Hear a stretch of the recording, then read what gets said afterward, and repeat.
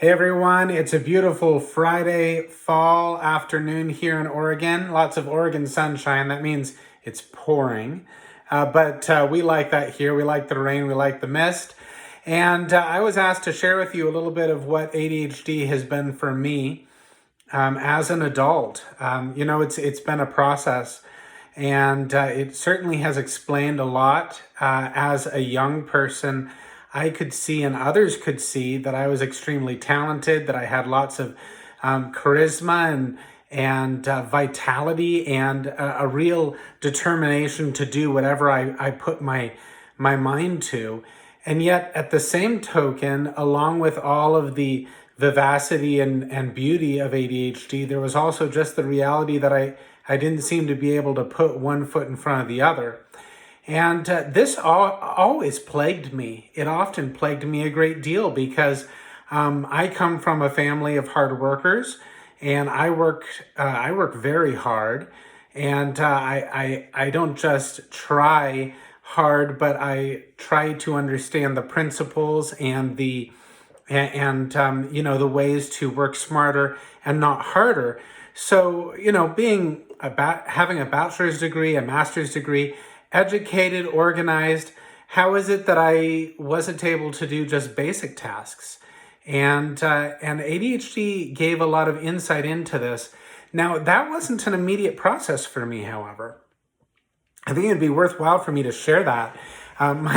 My wife, blessed woman that she is, has been very patient in helping me with this because she could see the telltale signs, and she could see it in our children first and foremost, but she could see it in us as well, in myself. And as we tried to as we worked with our daughters, it began to become increasingly apparent that, wait a minute here, we're dealing with something more than will. And I think that's one of the great difficulties when it comes to any type of mental disorder or mental illness. It's not clearly measurable. It's not something that you can just take a quick look at and say, oh yeah, that's exactly what's going on. When it comes to behavior, it's very difficult to be able to ascertain why and how things are happening. And so I can recall that when our daughters were 3 years old, 5 years old, 7 years old, 9 years old, it was very difficult for me as a father to be able to ascertain whether something was a willful act of disobedience, or whether it was a matter of childishness, or whether it was a matter of something else. And we found that there was enough of this something else. And as we began to start digging into the materials such as Driven to Distraction and other materials, it became really apparent that we had some daughters who have a deep, deep desire to do what is right and who are willing to be corrected and yet could not focus. And that this wasn't a matter of volition. This was a matter of actually having an impairment, if you forgive the terminology, having something that was making it more difficult than the normal type of scenario. And so as we began to dig into this and learn about it, and as I began to learn how to deal with my daughters effectively according to not only their level of maturity, but also the aspect of ADHD, it became apparent to me that, wait a minute here, there's a lot of this that has been the case with my life and continues to be the case with my life. Now, I wouldn't blame you if you're listening to this and going, well, okay, but is this just you reliving your life through your children? It certainly sounds that way. But I want to just give you a little bit of insight into what it's like to have ADHD and why it's hard to pinpoint it simply by, watching a person. One of the things that I noticed most when I began to take medication was how steadying it was for my energy level. I have an incredible amount of energy. I always have. I don't need anywhere near as much sleep as my wife does. I can power through quite a bit, and that seems to be a running theme with anyone who has ADHD, who has the hyperactivity aspect of ADD.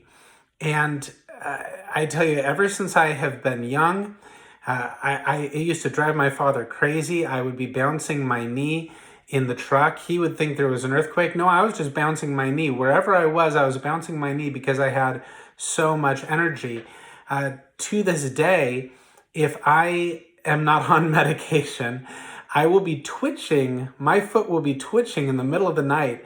It'll drive my wife bananas because she can feel it. Now the good news is that we now have a king size bed, and that's just a little hack for you married couples that have ADHD. A king size bed is not a luxury; it's a necessity if you want to sleep in the same bed. But in any case, what I find is that I would have enormous spikes of energy, and the difficulty of trying to manage that much energy on a regular basis has been very difficult. It's caused a lot of angst. I liken it to having a fire hose that is being sprayed at your back right between the shoulders all day long, because you know that you can't just flip out. You can't jump off the furniture and climb up the walls. You're at a meeting or you're in a class. You learn by experience that you'd better manage that energy well. However, if you're in a public school or you're in a scenario where you just have to be seated and you can't get out and do a lot in terms of energy, that makes it really difficult because you're having to hold it all in. Again, this is not a 5-year-old situation. This is the case for me where I am at 39 years old. I need ways to get that energy out.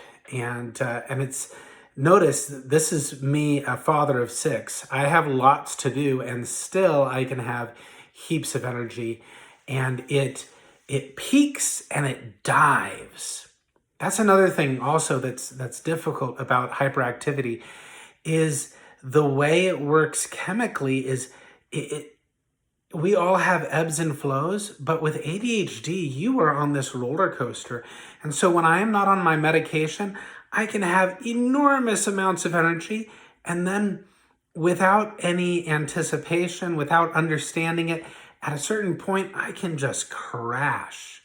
And when that is, when that is connected with mood and attitude and emotions, it can make for some very difficult days. It can make for some very difficult moments. You can imagine how hard it is to understand your circumstances when all of a sudden you feel exhausted and you don't know why. So that's one thing. The flow of energy has been significantly improved. No high highs, no low lows.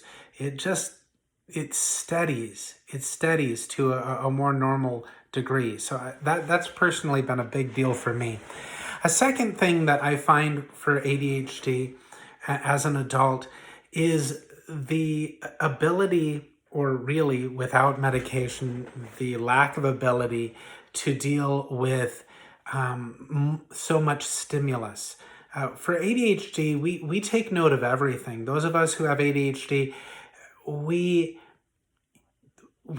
do all or nothing a lot in our thinking and also in our perception. There's so much stimuli, and the ADHD brain has a great deal of difficulty sorting out the multitude of stimuli that is all around it. And that, of course, is both external and internal.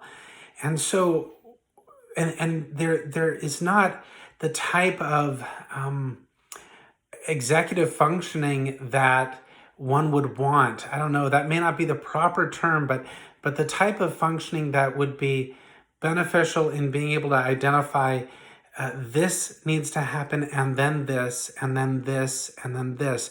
While a person with ADHD recognizes that you have to have things like goals and priorities, it's not something that how do you put it? It just isn't ready on hand. It isn't ready on hand. It feels like, and it truly is like, all of these stimuli need to be taken in and handled now. It's living in the urgent all the time. To put it another way, or in a image, imagine a locomotive engine round table. You know those round tables that they have right next to the engine house, and the table moves and it picks up an engine and turns it around and puts it on a track, and then it moves and it takes another engine and it turns it around and puts it on a different track. In the ADHD person's mind, we can't handle things. We don't handle things one engine at a time. We have all the engines all needing to go all at once. And to put it the way that Mr. Holderness says, you know, when it comes to a soundboard, all of the switches are on. There's no dampeners. And it's hard to, I imagine it must be really hard for people to understand what that's like. But we see it all. We see it all, and the only alternative between seeing it all is focusing on one thing. So it's either take it all in and try to sort all that, or focus to the exclusion of everything else. And we can learn to do that. We do that naturally with hyperfocus, which I'll get to in a minute. But we also can learn to do that. I've learned that if I want to get something done prior to having medication, I just had to focus intently and work on something as if my life depended on it. And that made it very difficult for my family. It made it very difficult for people, because I knew that if I didn't focus, it wasn't going to get done. And if it wasn't going to get done, there was going to be serious difficulties. And that speaks to really two issues. That speaks to not only the ADHD, but also the post-traumatic stress that comes on account of living with ADHD in a society that needs things to be done its way, on time, or else. And so I don't know, maybe I'm meshing this up a bit, but I found it to be greatly overwhelming, just simply too much to be able to sort through what needed to be done. I mean, I worked hard. I am a hard worker. However, I could not find ways to be able to deal with the problem of 8 engines needing to be at the station and only one round table to move them there one at a time. When all 8 engines are coming at the same time, no round table is going to be able to handle that. There's only one track on the round table. If all 8 engines are coming, no matter what, then you're going to have a wreck. And that's what happens in an ADHD brain, is you have a wreck all the time, all the time, all the time. And even with the most patient of people, it's hard to understand that. It's hard to explain that. It's hard to express that.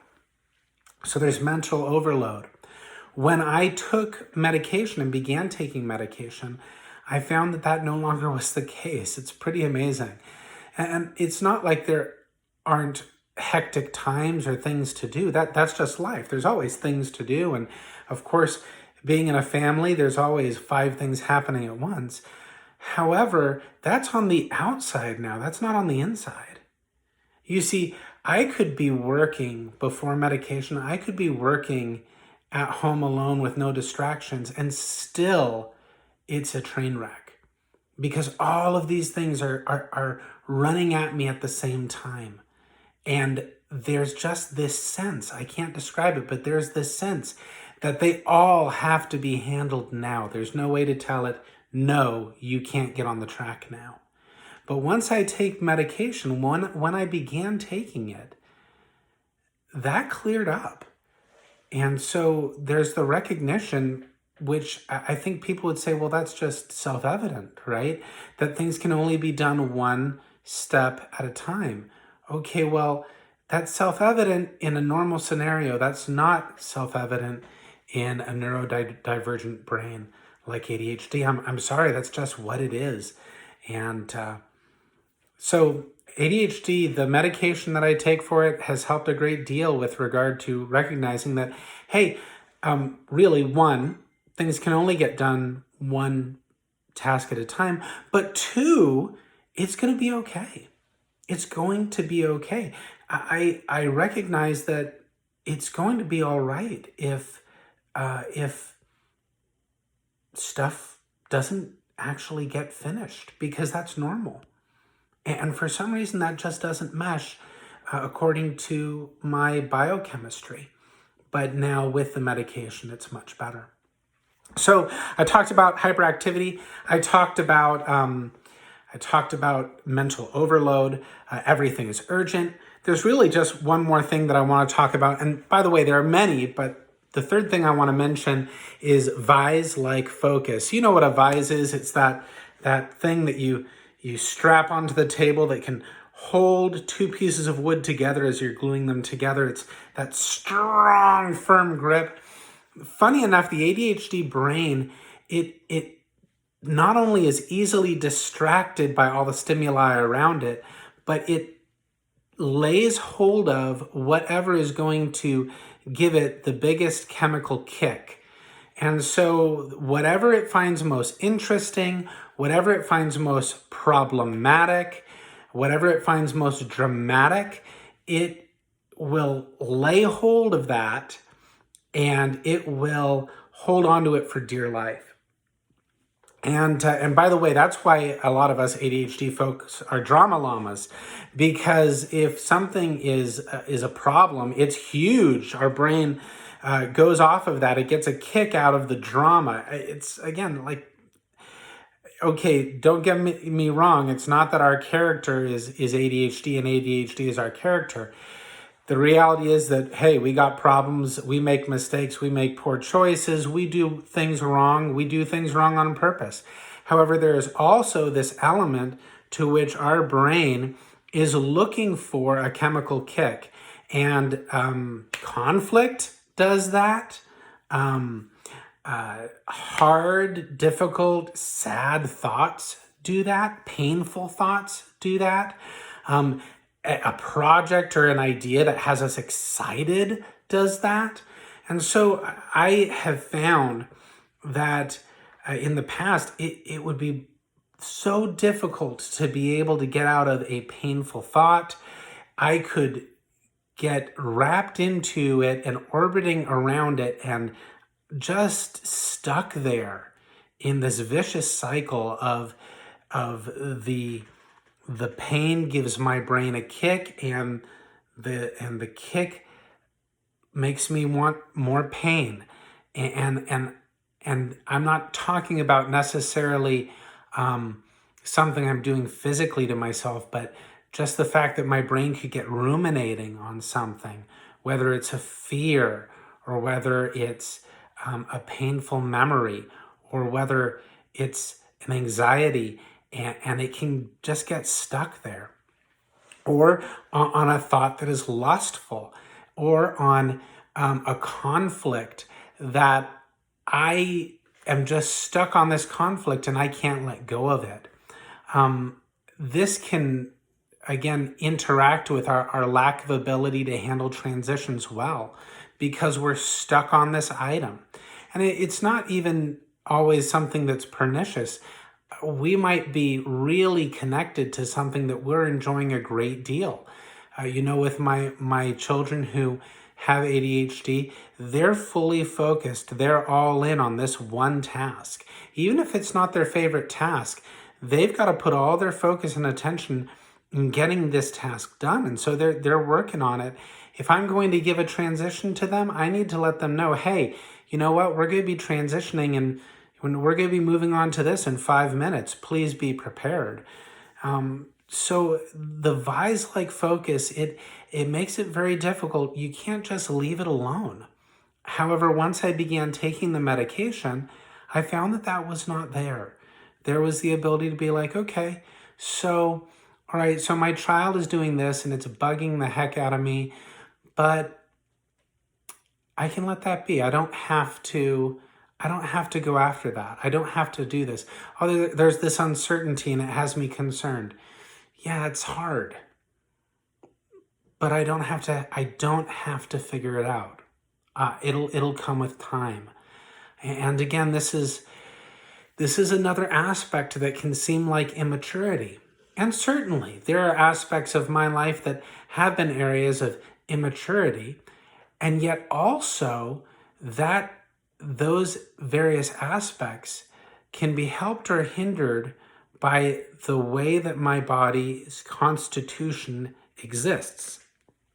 So, for instance, every child has areas of immaturity in their physical body. You know, a child may not be able to do a slam dunk because they still have 2 more feet to grow. That obviously is not a disorder. However, if the child is not growing and it's been 3 years and they're, say, 8 years old, well, then we have something that we need to look into. Or if they're growing obviously disproportionately.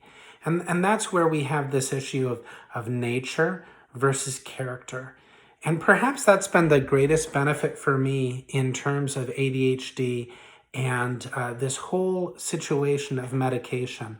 I had a lot of concerns about taking medication. I was really concerned that the better aspects of my ADHD would be washed away. I was afraid that by taking medication, I would just be doped up and dumbed out, for lack of a better term. I didn't want to cease to be me. I would rather be me with the difficult sides of ADHD than not be me at all. And I was concerned that that would be the case, but actually it's not altering in that way. It dulls the effect of ADHD. I don't know, maybe dulls is not the right word. It helps the flow of my thinking and it keeps me more balanced. And I still have the energy and I still have the creativity and my personality has been unaffected. So I'm really grateful for that. And when I have to admit that I had concerns that I was somehow stuck on this crutch, or that me having to take medication was an indication of my inferiority of others. And obviously those aren't arguments that are difficult to defeat. We all have areas where we need help. I mean, I have allergies. You have allergies, probably. We have things that we need to take care of ourselves with. And medication is simply part of that process. It's not the only part. It's not a silver bullet, but it's also not some made up thing either. It's a real thing that our bodies need in various cases and for various situations. And so I've found that, that there are times when I can't have medication. Right now, I'm in between doctors, so I don't have medication right now while I'm doing this video. But I'm still productive and I'm not, falling apart because I'm not on the medication. So taking the medication has been a help, and probably the biggest way is that it's provided me with awareness. I have the ability to recognize what my ADHD looks like, and to be able to see that, actually there are things I can do, both in terms of medication and also in terms of techniques and lifestyle changes. And using both of those, I recognize that, this is what my ADHD looks like. And so when it shows up, because it hasn't all gone away and I don't want it to, but when it shows up, maybe I'm teasing my daughter. I have a daughter where we tease each other. Maybe I'm teasing my daughter and I can see that maybe she's not much for goofing off right now. And I recognize, well, hold on. I feel some energy and I feel I've got this temptation to do something more, but no. And, maybe I'll leave the room because I need to go garden, get some of that energy out. These are things that in the past I wouldn't have been able to do. But thankfully with the medication, I can stop myself. I can actually see things and catch things a second or two or even 10 seconds before and adjust accordingly. So anyhow, there you go. Thank you for listening. If you've appreciated this video, please subscribe, please like, please pass it on, let people know. I want people to know that there is such a thing as ADHD, that it's worthwhile, that it's not something to be dismissed, it's not something to be afraid of, and that it's something that a person can be blessed by if they're willing to learn and grow in the process. You have a great day. Thank you very much.